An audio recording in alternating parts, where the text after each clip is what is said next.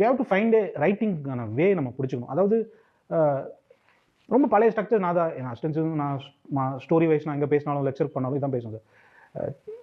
நீங்கள் லேர்ன் பண்ணும்போது கூட ஆரம்பிக்கும் போது நான் வந்து ரொம்ப ஃபேமஸான ஸ்ட்ரக்சர்ஸ் எடுத்துக்கேன் ஸ்டோரியிலேருந்து. ஸோ த ஜேர்னி இஸ் தேர்.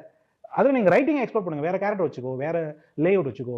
நீ இப்போ சொன்னீங்களா ஒடிசி எடுத்து, that is a better way to do professionally approach cinema sir. Or also at the same time too good.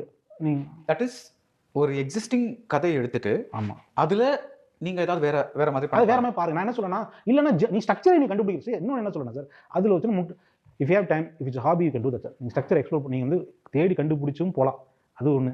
But ப்ரொஃபஷனலாக நீ வந்து 2 வருஷத்துக்கு ஒரு படம் எடுக்கணும் போது என்னன்னா, you should have method to arrive. அந்த மெத்தடை நான் சொல்கிறேன். ஏன்னா ஷேக்ஸ்பியரே வந்து சொல்லுவாங்க, எஸ் கிளாசிக்கலான அதுக்கு முன்னாடி இந்த ஃபோக் டெய்ல் ஸ்டோரிஸ் எடுத்து பண்ணாங்க. அந்த மாதிரி தான் சொல்கிறேன். அதாவது என்னன்னா, ஸ்ட்ரக்சரை வச்சுக்கோ. நீ திங்க் அபவுட் ஸ்ட்ரக்சராக, கதையோட ஸ்ட்ரக்சர் எடுத்து யோசிக்க ஆரம்பிங்க. அந்த ஸ்ட்ரக்சரில் 1000 கதை இருக்குது. நம்ம சொல்லுவோம்ல சார், நம்ம 6 ஆர்டைப் தான் இருக்குது, 6 7 9 தான் இருக்கும் ஸ்டோரி டைப், 7 தான் இருக்குங்களா. ஸோ அது ரொம்ப ப்ராடர் சென்ஸ். நான் அதுக்கு அடுத்தது சொல்கிறேன்.